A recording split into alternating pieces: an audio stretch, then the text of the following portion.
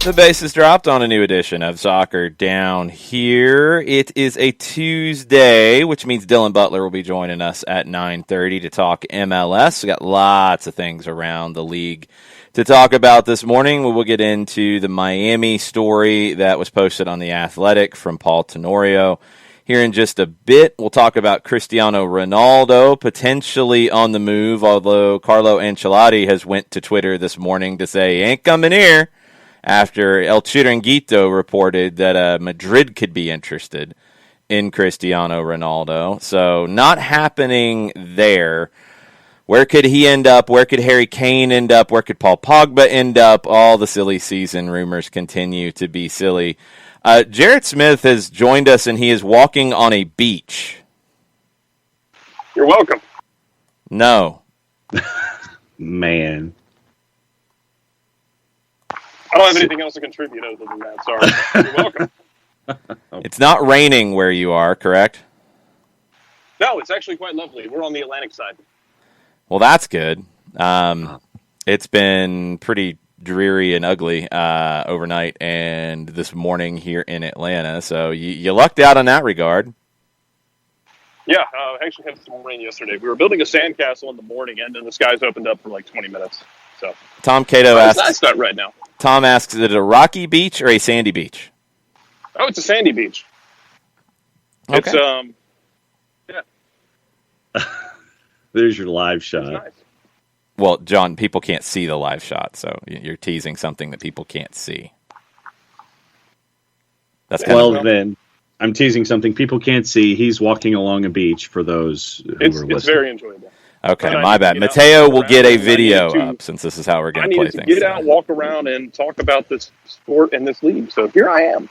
Yes, we will try to get some video going. Dead Again's very upset with you, John, because you're teasing beach walking and people can't see it yet. Sorry, Dead. As much as anything, the teasing the fact that I put my camera on after months of yelling at me about this. It's true. It's true. Let's see if we can get this done. Mateo has to do some work. This wasn't exactly expected, but we can get Mateo it doesn't get paid enough for what he does. Just no. So we can be fair to Mateo, because I feel like Mateo has some vendettas that have been taken out against him unnecessarily. It's absolutely true.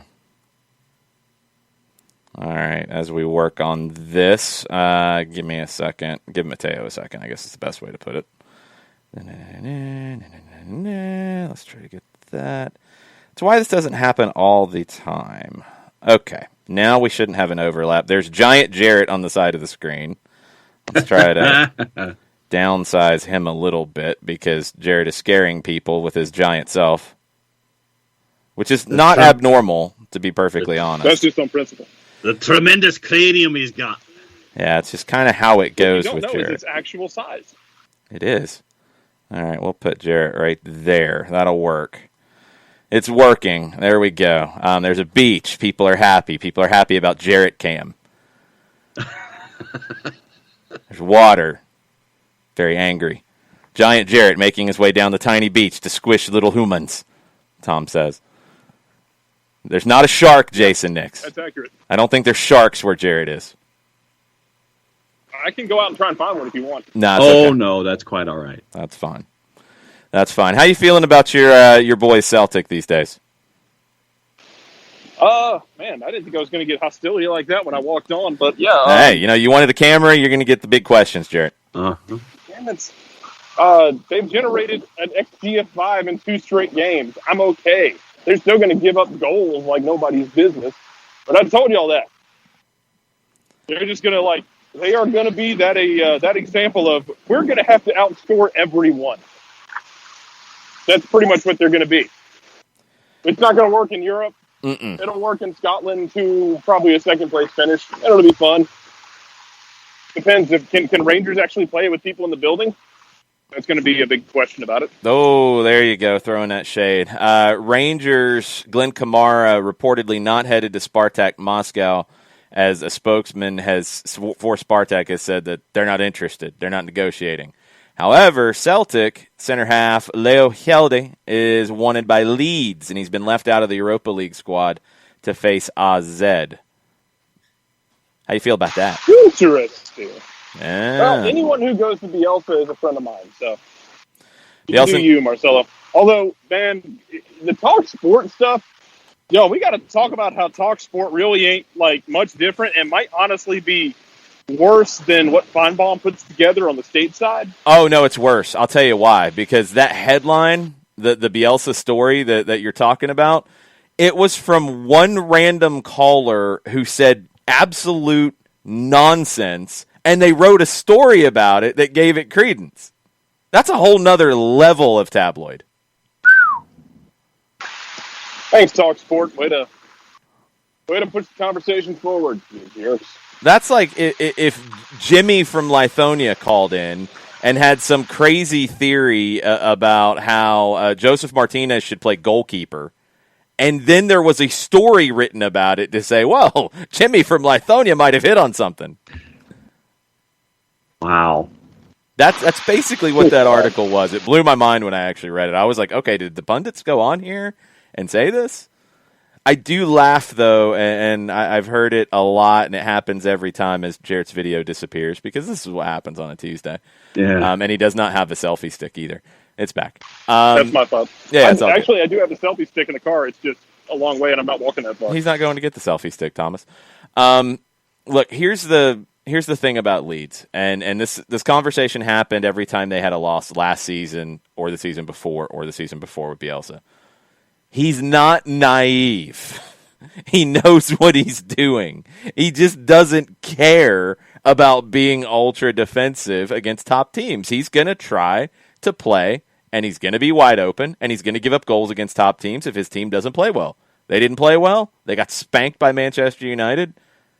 Welcome to Bielsa ball. It's year 4. You should know by now. He knows what he's doing. This is part of what you got into when you signed him. This happens. There are times when it happens the other way. This is part of the deal. This was part of the resume. This was part of that CV. This was that big box. When you walked in the door, this was the box that was on the doorstep, and it had the list of things on the grocery list. This is part of that grocery list when you open the box that you get from the overnight guy. This is part of the deal. Mr. Fantastic, when I read the article, I did think it was an Onion article. It was that bad at Talk Sport talking about Bielsa. I was like, oh my goodness, this can't be real. Yeah, it's real. But this comes up every time, and this is how his team is going to play, and it's why Bielsa is a good manager at a mid-tier to an underdog kind of a team, because he's going to get a lot out of them. But in those moments where people would say you need to be pragmatic, and I have no problem with being pragmatic in certain situations for managers. I'd like managers who are not pragmatic all the time and are, more defensive at times. Bielsa's not that. I have no problem with it when that happens, but those are the managers who are going to be doing that to win trophies. Bielsa's not in those positions. The last time Bielsa was in a position where he was expected to win a trophy, probably his time at Club America, and it didn't go well, because that's not his nature. He's going to do what he thinks is right, and he's going to do what he does, and he can get a lot out of a little bit. He can punch above his weight, but he's not going to be somebody who's going to win Champions Leagues. That's not what he's there for. So, Leeds is not going to be that team under him. That's the reality. They've went so much further than I think people expected, but they are what they are, and they're going to have these bad losses. They're going to have big wins against other teams, but they're mid-table. I think they can push for a European spot. I think they can push into that kind of a conversation. Not a Champions League spot, but a European spot. But yeah, you're going to have everybody fighting like maniacs in these kind of games against top teams to get results, because they're not going to sit back and defend. But he definitely isn't naive. I hate that word when it gets thrown at Bielsa. I'd be very interested to see how he would do in a league that had a structure of playoffs, not dissimilar from MLS or some of the South American leagues, where, the separation from top to bottom financially isn't crippling, but he could put together that team that gets into the playoffs, not necessarily winning a supporter shield, but then is totally capable of being that team that you don't want anything to do with in the playoffs, because you know if they come out and they have a good game, they're going to beat anyone in the league, because the separation is not a gulf, but more of a small stream. Yeah, he would actually be. See, I think it's twofold, Jared. I think he would be great in a salary cap league where there is an equalization of talent around a league, at least somewhat. But he would be awful in a playoff league because, as we know, in the playoffs, there comes a time where you do have to kind of defend and get more pragmatic in those situations, and that's not his nature. It's just not his nature. Yeah, we saw one of his disciples do it here when he had to get pragmatic with his defending, and he was, and Tata was far more on the pragmatic scale than a lot of the disciples. Oh yeah. I know we've beaten that home before, but we can do it again. Like, he's much more flexible and pragmatic. Yeah, comparing him to like Sampaoli and some of these other or guys. Even like Heinze. Yeah, absolutely. Yeah, definitely more on that pragmatic scale. I mean, to the point that Barcelona was like, what's going on here? Bielsa ball's the triple option, Alex Pacine says. It's, he gets the most out of what he has to work with, which is it sounds like it's pragmatic, but he will do what he does. And he's not going to go into a game where he's overmatched and say, all right, we're going to eke out a draw. We're going to be Big Sam here. We're going to do that. He's not going to do that. So I hope, and Chris Ashley, you know Leeds fans better than I do. I hope people understand by now what they're getting.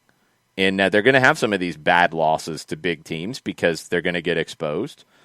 But that's the trade-off for, I think, getting more out of a group of players than anybody else expected. Yeah, and I mean, if you looked at the roster of a Leeds and you weren't necessarily familiar with the Premier League or the backgrounds in European football or South America, you'd sit there and go, what is this group of guys? What that group of guys is a group of guys that fits what Bielsa is looking for from an individual in his system in a particular place. It's not something where it's thrown together willy-nilly. It's not something that's hamstrung by one aspect or another. It's folks that he's looking for to complete a specific task within a specific framework with what he's looking to do each and every time out.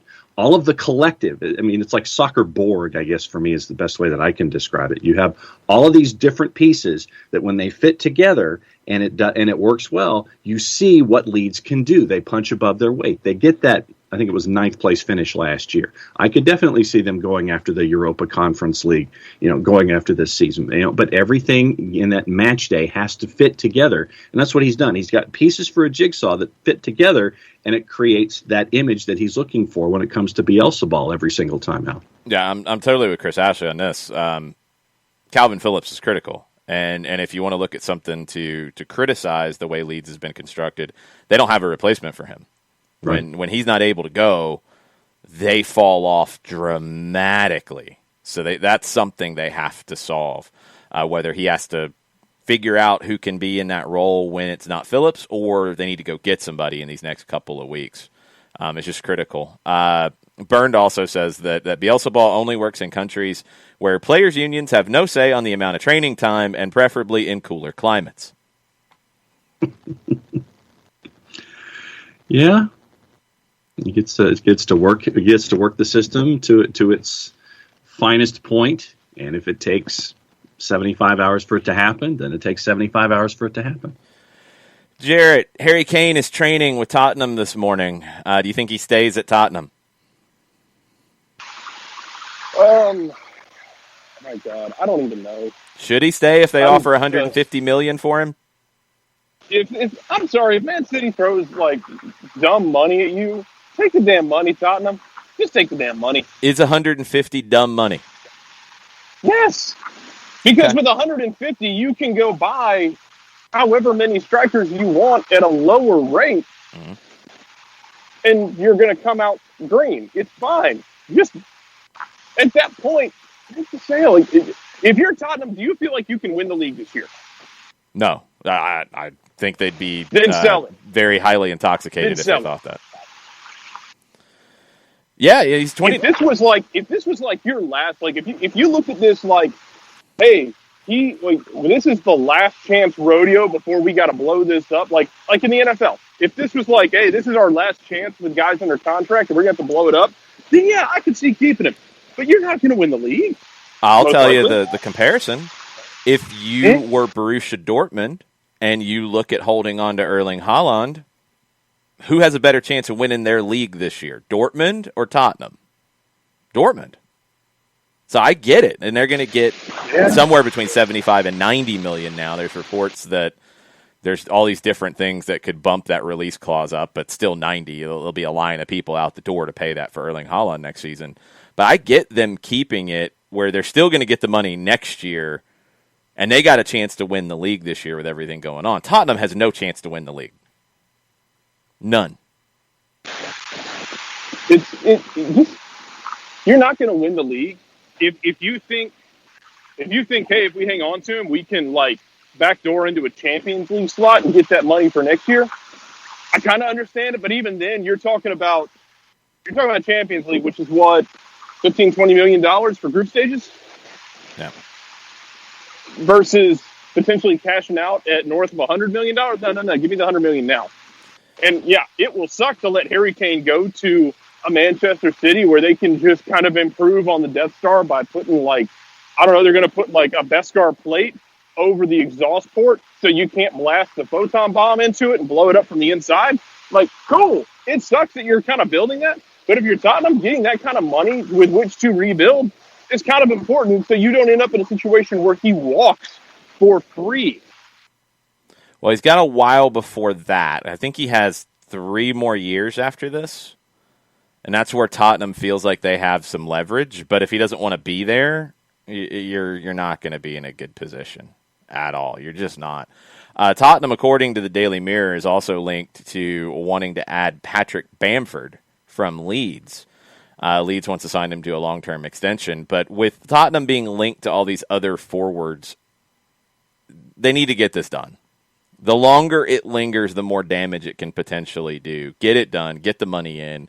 If you want to wait and try to get into the Erling Haaland sweepstakes next year, fine. Have fun with it. I don't know if he'd go to Tottenham over Bayern, Real Madrid, whoever knows whatever else is going to be on the table at that point. He's going to have plenty of options. But you got to get that money in. Now, here's a variant that I would throw at you if you're Manchester City, because first off, Manchester City, I think, does need a number 9.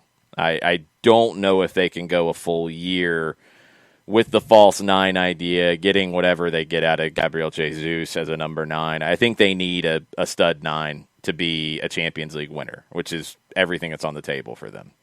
Okay, so if it's not Harry Kane, let's say that Tottenham keeps getting crazy and City just walks away. They could go drop 50 million less at least and go get Lautaro Martinez from Inter. Which would be the better fit for Manchester City, Lautaro or Harry Kane? I don't know who's going to be a better fit, but man, it's City, and I think City wants to go for the big splash. And I think that matters as much as anything to them. Whether or not that matters to Pep is up for debate. Pep might look at it and go, like, he's going to have to figure out who fits better for him. But I think City just, I think they're, some part of me thinks they're addicted to the big splash with it. Yeah, the Lautaro variant is not as bad as some other variants out there, Katie, that's for sure. I don't know who else would come in for Harry Kane if that happened. If City decided, you know what, we don't want to deal with you anymore. You've strung us along long enough. We're going to go buy somebody else. There's nobody else who could spend that money for Harry Kane. There's nobody else outside of Manchester United, which has not been in that mix yet. Although Manchester United has been alerted to the suggestion that Cristiano Ronaldo could be available, according to La Repubblica in Italy. Also, PSG is interested in that, according to Calcio Mercato. El Chiringuito had said he could go to Real Madrid. Carlo Ancelotti breaks out his Twitter account to say, nuh-uh. Corriere dello Sporta says that Ronaldo's offered his services to Manchester City, which doesn't make any sense. Mm-hmm. Yeah. Jeez, what? Yeah, I don't buy that one at all. Not after being at Manchester United as long as he was. I don't get that at all. That feels like tabloid nonsense. It'd be such a great heel move, though. I don't. Oh, yeah, it would. Oh my god. It would be, but I don't think he's that kind of a heel. I don't know. It's weird. Who's the most likely to be playing for a different team by the time we get to the end of this window? Ronaldo, Kane, or Lautaro? Who is the most likely, Jarrett? I guess Lautaro, because Inter's got problems they got to get fixed, and he's a really good way to get them in the process of getting fixed. I think somebody's going to come in with the money offer that they're going to, yeah, sure, even at the end of the window in the 11th hour, someone will come in and say, hey, we're going to give you a cut rate, but we're going to give you a little bit of something better than a whole lot of nothing, and I think you do that. But I think it's Lautaro. But how old is Kane now? Is he 28, 29? 28. This is my concern for Spurs, aside from, you mentioned I'd forgotten he was signed to that extension. He's 28 years old. I don't know if his value is going to go up beyond this. This might be if someone wants to give you 100 to 150 million for him, I don't know that it's going to necessarily get higher than that. Tom wants the fourth option and says none of them move. Abby thinks I like Ronaldo. your insanity. Clayton thinks Lautaro. What about you, John? I got to go with Kane because I don't think that if Kane is still on the books with Tottenham and he's not playing and he's unhappy and you have this 9 figures to the left of the decimal place asset that you can send someplace, would you rather let the window go by, still have Harry Kane unhappy, and only be a handful of matches into your season? John, question. How long was Dele Alli unhappy before he grew his hair out? Dele Alli was quite unhappy, and it took Ryan Mason to bring him back into the lineup because Jose Mourinho certainly wasn't going to play him. They didn't want to sell him, though, did they? No. How many players from that Champions League final team did they hold on to and not sell and let contracts run out who were not happy? A couple. That's my fear. I'm with you. Logically, they should sell. The amount of money is the most it'll ever be. I don't think it's going to go up from here because, unless you think you can get through the World Cup and you think he's going to have a big World Cup, but that's a big bet because that number could go down if he has bad World Cup. Mm-hmm. This is his highest value he'll ever have. Yeah. But Tottenham has shown a reluctance at times to sell when logic tells them they should. Ronaldo, I think, is going to be really difficult to move right now because of his salary. I think City and PSG are really the only two that would take that on because they care not for financial fair play. And I don't think City's going to go in that direction because he'd be third on my rankings with Lautaro and Harry Kane. PSG, if they sell Mbappe, maybe, but it doesn't seem like that's going to happen, although that would be logical as well. Also, PSG doesn't really need the money because they have it. I think it's Lautaro because I think Inter is the club that's most desperate, and they've got to get some money in because Suning is broke. And it's not Inter's fault. It's a shame because Inter won the title last year, had a great team. Lukaku gone, manager gone, other guys gone because their owners are losing money hand over fist in China because of the pandemic. So I think it's Lautaro because Inter is the most desperate to sell, and he's a little bit easier to fit because he's cheaper in a transfer fee, he's younger, the salary's lower. There's a wider market for him than there is for anybody else. Yeah, like I said, I was looking at it completely and totally logically that you have an asset that it is at its highest point. I agree. And with a stadium that still does not have a premier sponsor, a new stadium, period, and trying to recoup the $1+ billion in construction costs and trying to function as a franchise. That's why, for me, I'm using that. But yeah, to your point, you've said that there have been times in the past where Spurs have not pulled the trigger when it's been obvious that they need to pull the trigger. I would like for them to go against hype this one time. They should. And do this deal, because you wipe out 10% of the construction cost of your stadium with this deal. I know that you'll move it other ways, but just as a figure, that's, taking 10% of your stadium cost with one transaction and reinvesting it in your club. And you could get 2, 3, 4 guys that could help you out. They should. I don't know if they will. I think Lautaro's the most likely to move. Yeah, Sean says Levy won't sell, too stubborn. That's what I'm worried about. Jarrett, before you go, Katie, I think, has the best point in all of this. The worst case scenario is Harry Kane stays at Tottenham and grows his hair out. Yeah, he turns into like a different version of Gareth Bale, and it gets really weird for everybody. He goes with the top ponytail kind of deal. Yeah, he goes with the top knot. The top knot. Yeah, he goes full top knot. But yeah, I mean, I'm worried if you're Tottenham that his value doesn't ever get any higher. God forbid he have an injury. God forbid he turn into Gareth Bale, where he's not playing 30, 35 games a year, and you get to the point where we got to see about moving him, or we're going to get nothing when he potentially walks. And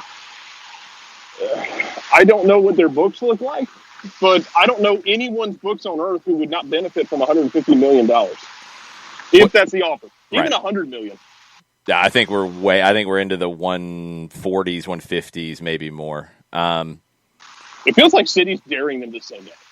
Basically, yeah. They're like, we're just going to keep throwing money at you, and we're going to make you say no. We're going to make you say yes at some point, because you just keep saying no to every crazy dollar amount. What would be more likely, Harry Kane to grow his hair out or to grow a beard? Both. Both? Like You want to go all of it? Johnson when he was done. Oh, fair enough. Harry Kane gets angry because they won't sell him, and he grows a long beard and does the top knot. Harry Kane gets angry because they won't sell him and refuses to re-sign a contract and lets the next 3 years roll out for nothing. Ooh, there you go. He goes, and he goes and auditions to be a kicker in the NFL. Well, he's under contract. That would be kind of hard to pull off. That part would be difficult. All right, Jarrett, you got to go. Is there anyone on this beach? First off, people are asking. No, it's lovely. I've seen like 4 people. It's wonderful. This is my favorite kind of beach. And no one here. What beach are you at? You're at Fripp Island. Trip Island. Fripp Island, sorry. Fripp Island. He is not summering on a private island, Jason Nix. That is not true. He is at Fripp Island, and there's nobody on the beach. We just took a family vacation, and y'all complained about not being able to see me. Witness me. Absolutely. Get out, Jarrett. Bye. Bye. I'm going to go read more of the Miami article while I listen to you talk to Dylan Butler about it. Very excellent. Nice. Very excellent nice. tease. Very nice. We'll see you later, Jarrett. See you guys. All right. Jarrett is gone. Let's get him out of there. Let's move this around, and we'll get Dylan Butler on the line now. Or in a minute. In a second. In a couple seconds. We'll get Dylan up. Dylan's a little bit trickier than your average bear here. Add him now. Okay. We are efforting Mr. Butler. We'll talk MLS. We'll talk a little bit about this Miami article in The Athletic as well. And we'll talk about the games from the weekend. We'll talk about games tomorrow because there's a bunch. Busy times in MLS. Busy times for Dylan Butler. How are you, Dylan? I'm good, Jason. How are you? Doing good. Kind of a hectic time in the league. It feels like the games are just flying at us at the moment. You know, we have the madness in Portland with goals flying in from all different parts of the field. And now we're back at it tonight, first off, with a couple matches. And then tomorrow, a pretty full slate. This is a little bit too hectic. Can we slow things down, please? Yeah, I don't know if that's happening. MLS isn't the put your foot on the ball kind of a league, right? Like, It's true. just when you think you might have a break, they'll throw some Champions League at you. They'll throw some Leagues Cup. You know, we have the All-Star game coming up, so True. it's pretty much thick and fast until November, I think. Who has been, so far this season, who has been the biggest surprise for you? Looking at the table, where they are, who has shocked you the most? So that could be either a positive or a negative, right? Absolutely can be. Good question to start me off with. I'm going to say, you know what I'm going to say? I'm going to say Columbus in a negative way. Yeah, totally agree. Because they seem to, at least in the off season, get better, right? Mm-hmm. Like, not that it was a big question last year, but I think Caleb Porter seemed to have addressed some issues of getting deeper.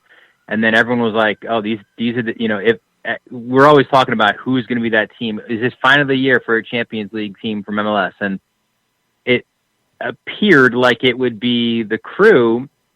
You know, you make massive additions.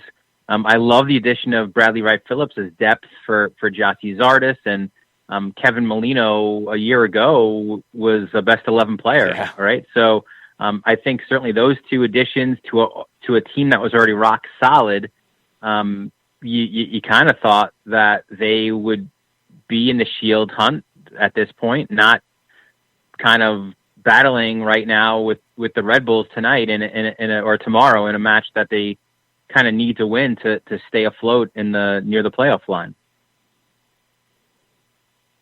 Then I guess if we look at it from, let me go to the other end of the spectrum and a first-year club, and with Austin. I know that they're only 4-4-10 in their first 18. They had to have a lot of matches on the road because Q2 wasn't ready.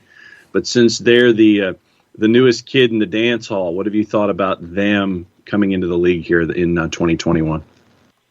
Yeah, I mean, when you look at it from a broader scope, right, kind of almost like a half-season analysis, I like what I've seen. Certainly some of the results haven't gone their way, but they've made no bones about needing a striker and needing help. And we've talked about it multiple times that, you know, they had that DP in their pocket and they were talking about spending in the summer. So we all kind of knew what was going to come, or that a big name player was coming. They did that. They addressed, they seem to have addressed the need up front. I think Brad Stuver has been on an individual level one of the bigger surprises and a positive surprise for them in the net. You know, I've seen him for a few years, and he's always kind of been waiting for that chance. He backed up Sean Johnson in New York City. He was a backup in Columbus. He's finally gotten his chance, and I kind of think he's probably the biggest All-Star game snub that there was in the selections. Now, Gillespie's been injured. Maybe he ends up taking that spot anyway, but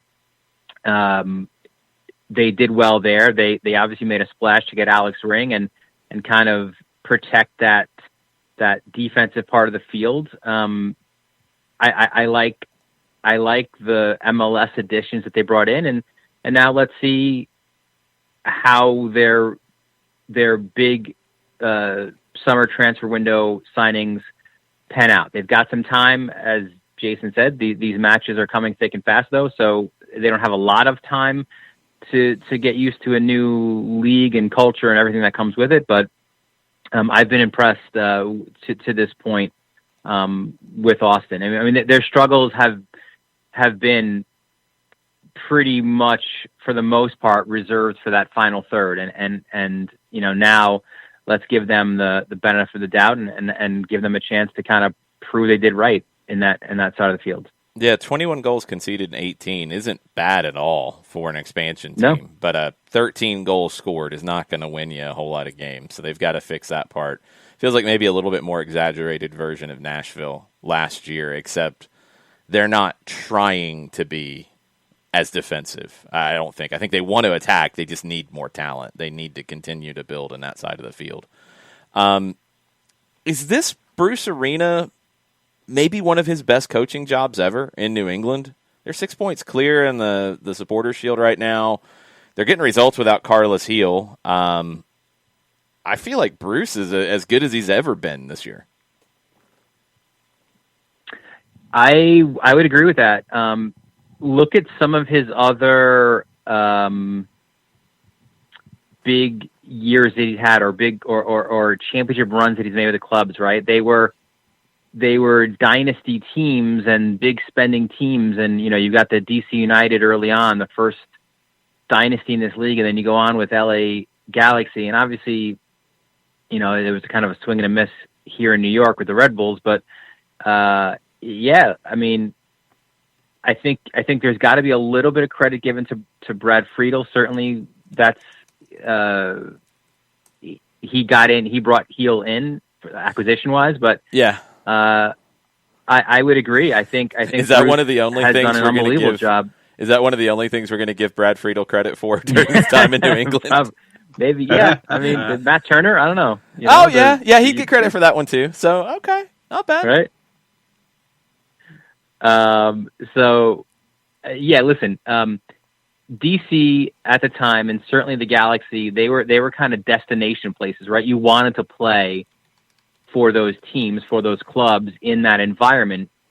You certainly couldn't say that for New England, right? Like, for how many years now we've all gone there, covering our teams, and it's a cavernous stadium. It's empty. It's turf. It's just, for the visiting team, it's just a miserable experience. It's not a good game day experience, right? So, to be able to kind of put that aside, to have the Crafts throw some money in there. Like, they've been one of the owners in this league that's been criticized for not splashing the cash, and now they've got a great training facility. There's talk, obviously, about a potential soccer specific stadium. They've had those talks for a while, but yeah, I mean, he's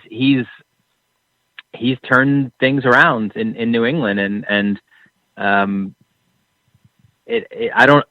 didn't have him. We did our MLSsoccer.com did like these mid-season awards. I didn't have him winning the Coach of the Year. But yeah, I would have to agree that it's certainly been a fantastic job that he's done. So then, sticking with the Revs and then twisting it a little bit, obviously you look at the halfway point, and Carlos Heel is your MVP. Taking Heel out of the equation, who else is on the platform to get that medal at the medal ceremony? Who's your 2 and your 3, and who could be coming out of lane 8 possibly to take over if his injury keeps him from continuing to be this productive in the second half of the season? Who else is on that short list for you when it comes to most valuable player? So for the league valuable player, I would say, so I'll give you a few names there.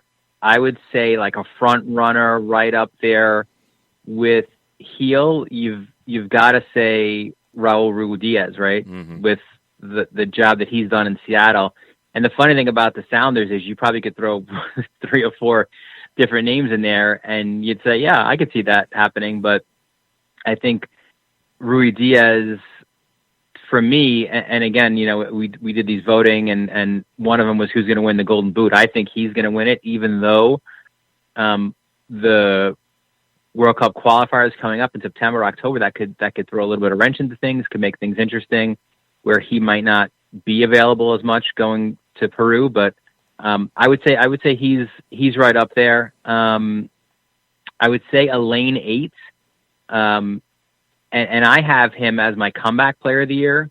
But listen, man, if Daniel Shallowy continues to put the numbers up that he's putting up, he's kind of that dark horse for MVP. I don't think he's going to win it, right? But I think he deserves to be in the conversation for the consistency that he's scored goals and also set up goals. So I think he's kind of that dark horse in the in that equation. You mentioned the World Cup qualifying coming up, and it's become a big conversation in Europe with the South American qualifiers. They're going to squeeze 3 games in. Players are going to play Thursday, Sunday, Thursday before coming back to their clubs, allegedly, for games 2 days later.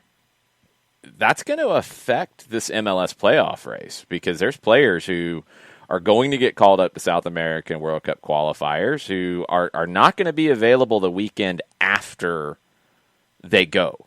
MLS is taking breaks now, and they're doing the best they can with the schedule this year because it's chaos. But Raul Ruidiaz, maybe Joseph Martinez here in Atlanta, there's going to be others who it's going to definitely play into results down the stretch coming off of that September and that October break where South America is going to squeeze 3 games in. CONCACAF is going to squeeze 3 games in those windows as well. Yeah, it's definitely gonna throw a big wrench into the system, and that's obviously where you're gonna rely on your depth for teams. But you're right. I mean, the biggest of the names, guys who, with the exception of Heel, but guys who are best 11 players, who are Golden Boot, who are All-Stars, who are potentially Defender of the Year, any of those big categories. Yeah, I mean, you can lose them for a good stretch there. So I think again that's where the team, and we're seeing it here. I think these 3 games in 8-day kind of stretches, I think, is almost a dress rehearsal for that kind of a situation, because we're seeing guys, you've got to rotate your lineup in these games. So we're kind of seeing how these younger players or these substitute players are doing in league play, and it's giving coaches an opportunity to put them in real game situations. And then when it comes September, October, in the real kind of heat of the season, when it gets a little bit dire, or more important, the games, I think that's when you'll know who you can rely on. Who have been some of those players that have been in a system that haven't been getting the playing time, that because of qualifying in tournaments in the summer of soccer that we're in, who have been some of those guys that haven't been getting playing time that have been getting it now, that have shined for you because of this opportunity? Who have been some of those guys that have been taking the most of this situation that have been given to them? Yeah, I think you could mention a few different names, but I think you got to look at Seattle, right? Where they turned that whole player kids kind of thing on a whole nother level and just brought in all these teenagers, Atencio and Leyva and others. And they just fit right in, they play great in that.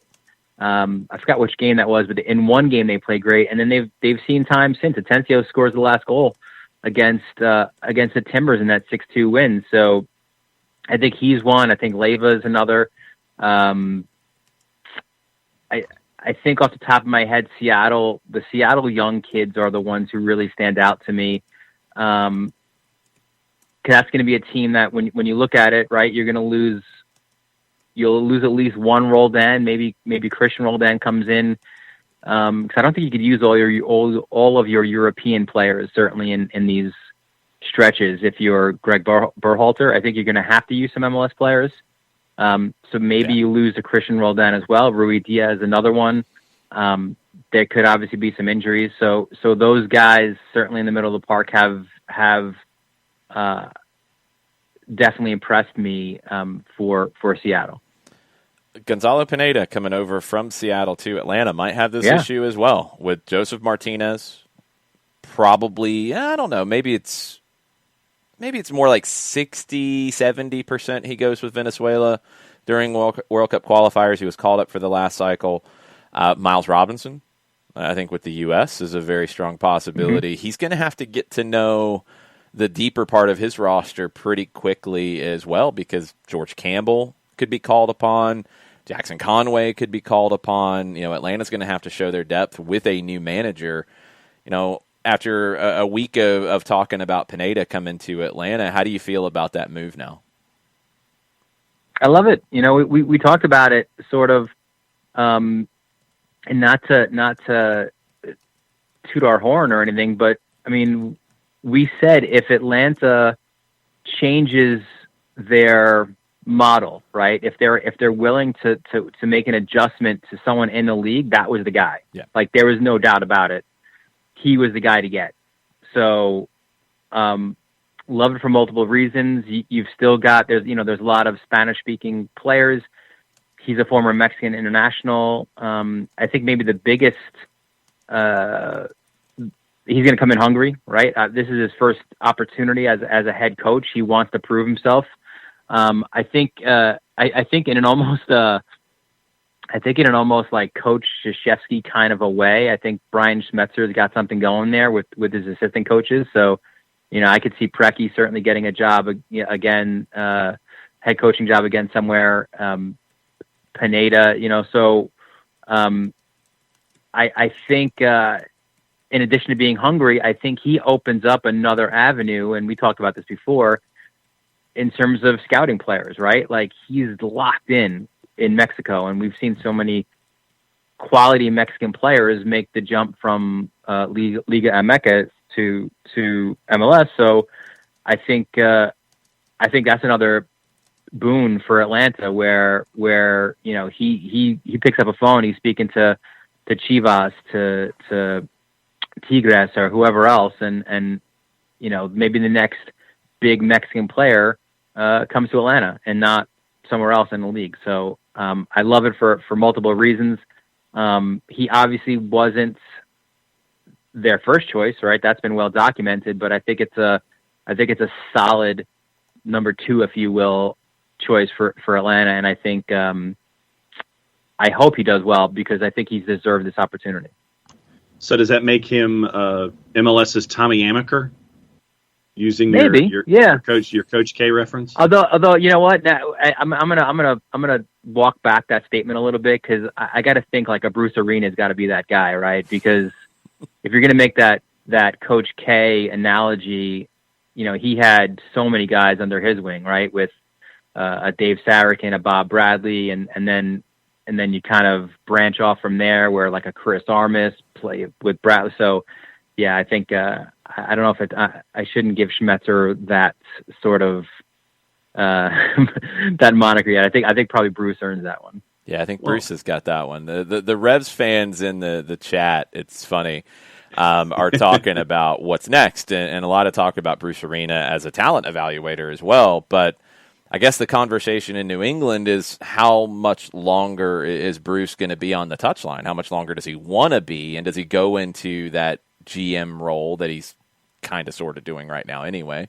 and do that full time? Who would jump up to be the manager on that staff? Because it is a new generation for Bruce. I mean, he's got Richie Williams, who he's had many different points in his career, but Dave Vandenberg, who has experience with the U.S. Youth National Teams, is part of that staff. Showery Joseph has come into the academy there now. Somebody maybe down the line. That's my guy. Is Showery? He's your guy? That's my guy, man. Going back to St. John's, I covered him there, and my God, got to be one of the most underrated, but one of the best defensive midfielders 100%. the league has seen. Yeah, you've got, if you keep it in house, you've got a few good options right there, as you mentioned. Vandenberg's another guy that I covered with the Red Bulls, and never necessarily thought he'd be the guy to get into coaching, but as you said, he has, and he's got multiple experiences. So. Look, if you keep it in house, that's a good place to start right there. I don't know if a Showery Joseph is necessarily, or even a Vandenberg is quite ready yet. I don't know if you go Richie Williams. He's had opportunities, usually kind of in an interim situation, but it's a good question. I'm not sure who would be your next guy there. Now that we have Pineda coming into Atlanta, he becomes something of a first-year head coach. When you look at the other first-year head coaches this season that are, and I know that the results vary, but if you want to take the wins and losses and put them to the side a little bit and add some context, you can. When you look at the first-year head coaches here that are started this season in MLS, what are your assessments of some of those guys and how they've performed this year? All right, let me get your list out. Get your list out. I didn't do my homework. I didn't know. No. Let's see. Well, let's we'll say Struber, right, is one, even though he came in like he had a playoff game, which is odd, right, where he gets a playoff game before his first regular season game. But I don't know if am I giving out grades? I would have to give Struber like a D. I think he struggled in New York. I think he brought in an idea of the way that he wanted the team to play, or maybe told how the team should play. And I think they've struck out in the transfer market. We've talked about Tom Edwards kind of being maybe their best signing, but he certainly wasn't their most expensive signing. They didn't address needs. Now center back wasn't going to be a need until, of course, Aaron Long goes down injured. But I haven't. I think he struggled there. I think a lot of the Chris Armas hatred or vitriol that you heard from fans was, I think, proving to be a little bit harsh or unfounded, because I said all along I didn't think that Chris Armas had the support from above. They were, at the time when he was let go, the third lowest spending team in the league.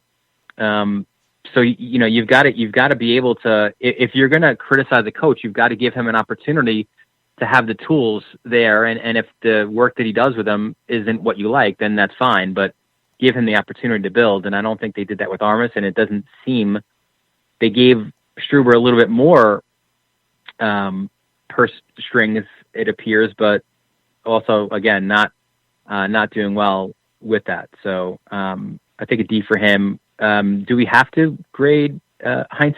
is that even necessary at this point? Yeah, I don't think it is at this point. I do wonder down the road, once maybe some of the bad feelings are gone away, and I don't know if Heinze will ever really speak on it. So I don't know if anything more will come to light, or he'll refute things that were written.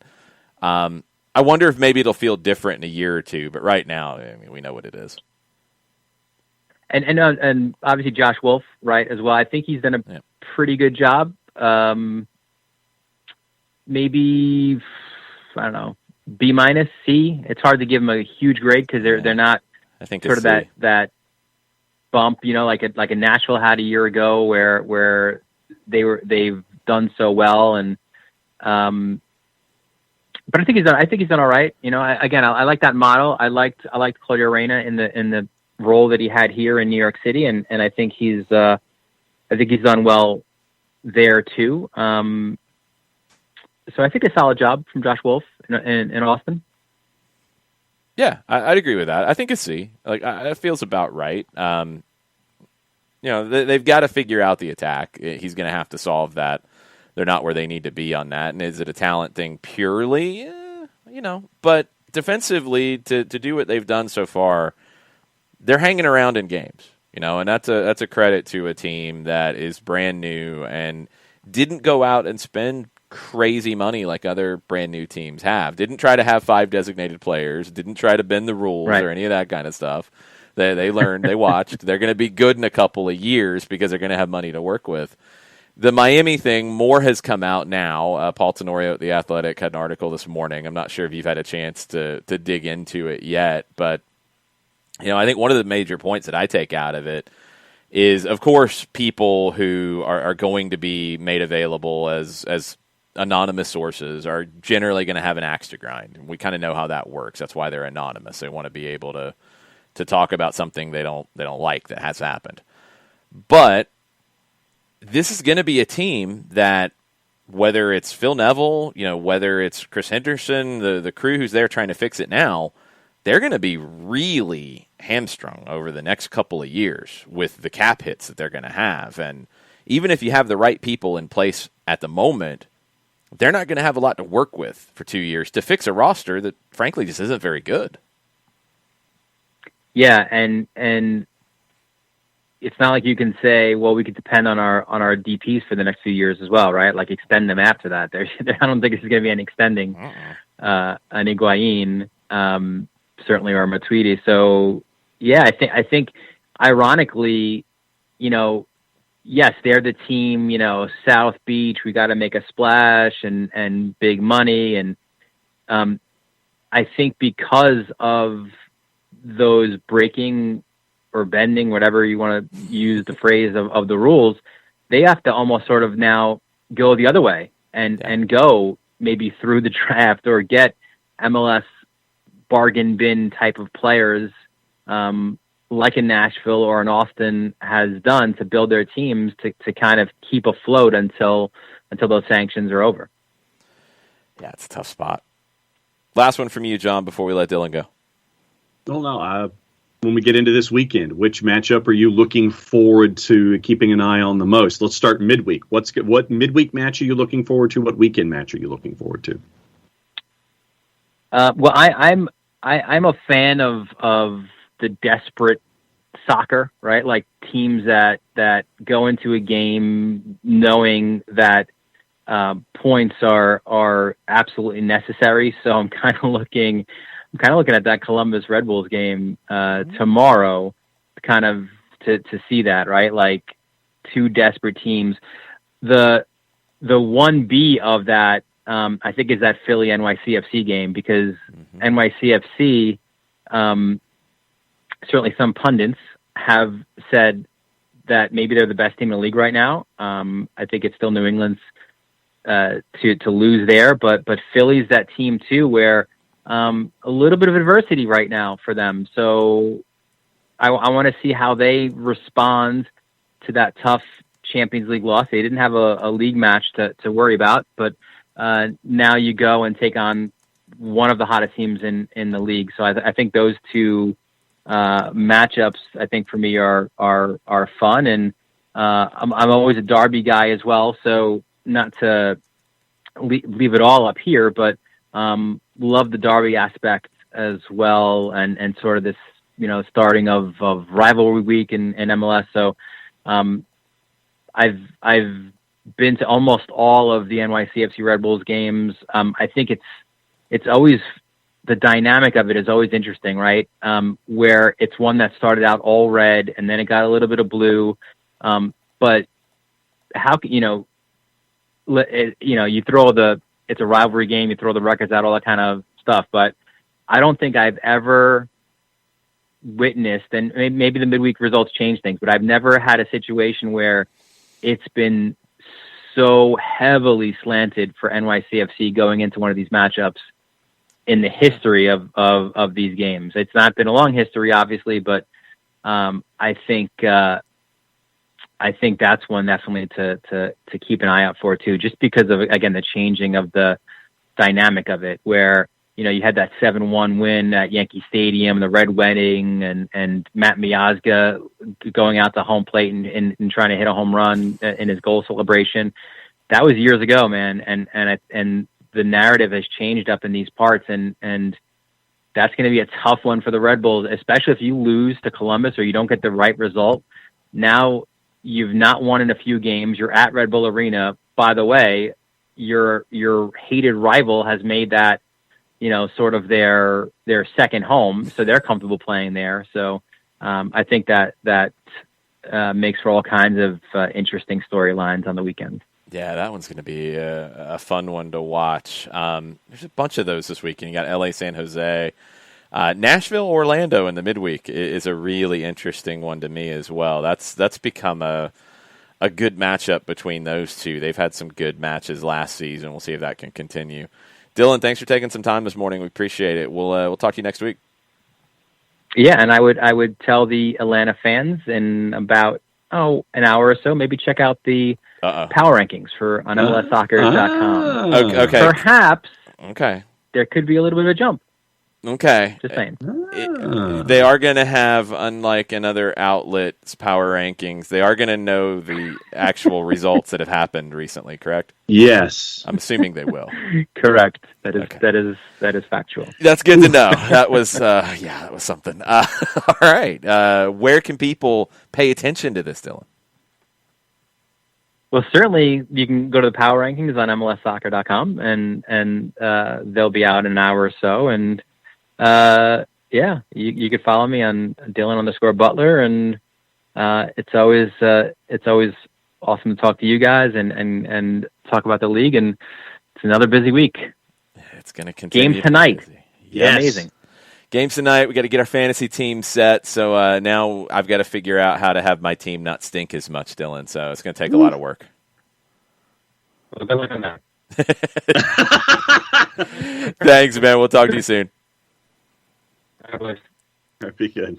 Dylan Butler, Dylan_Butler. Make sure you're following him on Twitter. Yeah, those ESPN power rankings. I'm just going to leave it at that.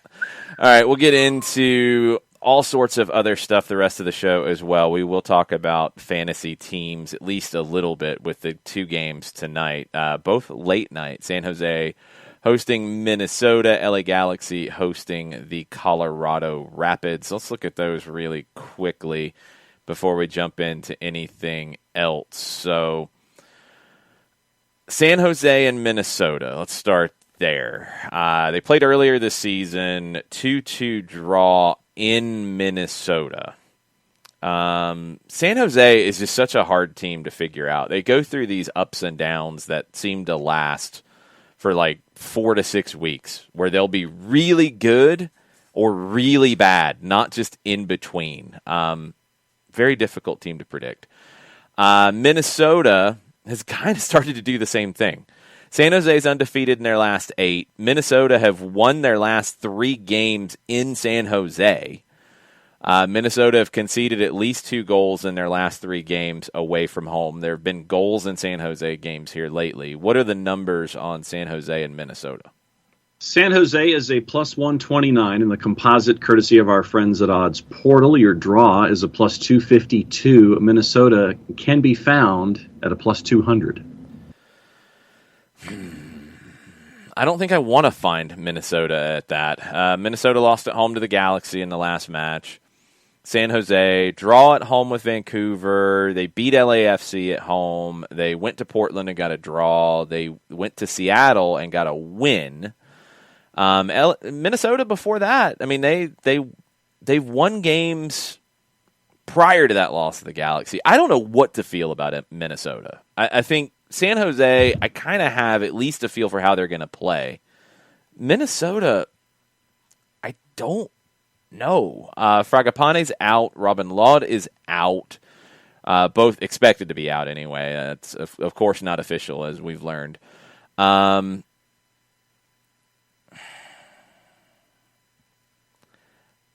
I don't want to do the John Nelson special with a draw. You're picking a draw, aren't you? Aren't you? You're picking a draw? Yep. Yeah. Why are you picking a draw? Because you don't know who to pick? Well, no, because of midweek coming off a weekend. That's usually the first thing for me.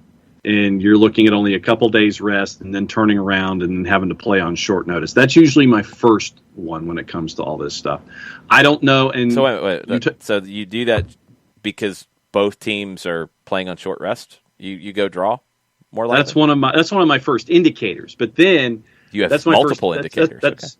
That's my first one. Then I go to form and just basic gut feel, and you laid it all out. It's like, I don't know which San Jose I'm going to get on a daily basis. I don't know which Minnesota I'm going to get on a daily basis. So if I have 2 people that I don't know which one of them is going to show up, I don't know which personality I'm going to get when they come to the party, to me, all of that just cancels itself out, so I go draw.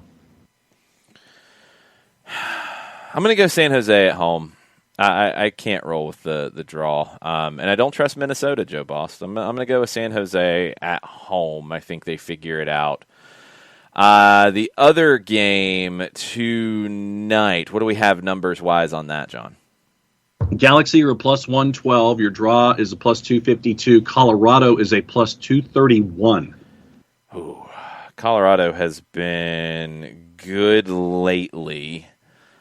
Galaxy got that win in Minnesota. Chicharito, I think, is back to being out now after there were positive signs that he would be back, but he wasn't. It was a fake.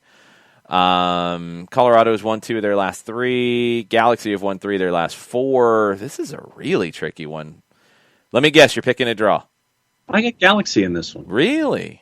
Yeah, I get the Galaxy. If Chicharito's back, I think that's the one that leans it with the. He's not back. We talk. He's not back. Well, then I look at it also having somebody like Raveloson in his hot form taking over that space, and so I'll go with the Galaxy at home just because of midweek and travel for Colorado, and both teams doing very well recently. So I'll lean to the Galaxy here for the win. Yeah, Vanny said he is out, making progress, but out, starting to take some of those back to playing steps. So he's getting close, but he is not there yet. You got a hot goalkeeper for the Galaxy. Jonathan Klinsmann had a huge game in that Minnesota win. I'll go with the home team, the Galaxy, as well. Although I'm starting to believe in the Colorado Rapids, and I feel a little bad about picking against them. But I'm going to go with the Galaxy at home. I think they're just a little bit better than Colorado. Just a little bit better. I think it'll actually be a good match. If you're looking for, I think San Jose, Minnesota will be chaotic. I think Galaxy, Colorado could be just a good match. One thing to keep in mind, if you're wanting to lean Colorado, the Rapids have won 3 in a row against the Galaxy in all competitions.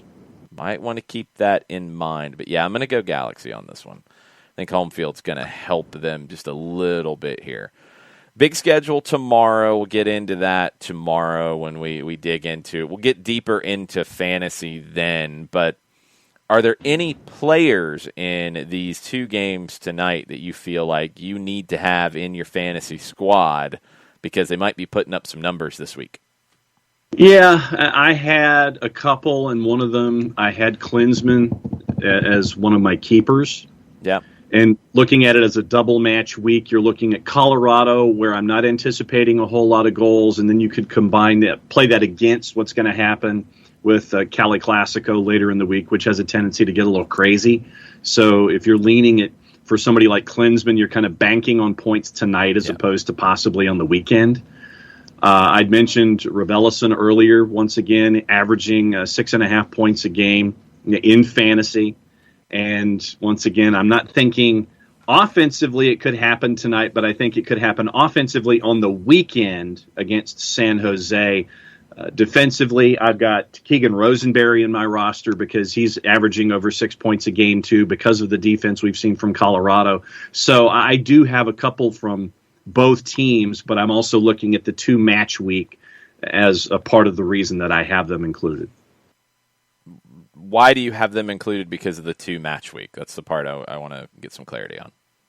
Well, it's just I'm looking at the numbers. I'm figuring that one of those matchups will be the one that will end up getting the most points out of the deal. And, of course, the way that I look at it, it's probably the reverse. It'll end up being Cali Classico where you get the most points as opposed to tonight against Colorado would be the one where you end up getting the most points offensively, and then defensively it would be against San Jose on the weekend. But, looking at these matchups across the board, I thought about Brad Stuver in that also for Austin because of their match week too. So I'm looking at one of these games because to me, with the rivalry games on the weekend, those to me are traditionally a little closer to the vest. And so you're looking at the games midweek possibly to make your hay. Okay. Jonathan Klinsmann is an interesting pick because of the game he's coming off of. Can he do it back to back, or can he do it in the chaos of a Cali Classico? I think it's a risky one, but he'd be cheap. 5.3.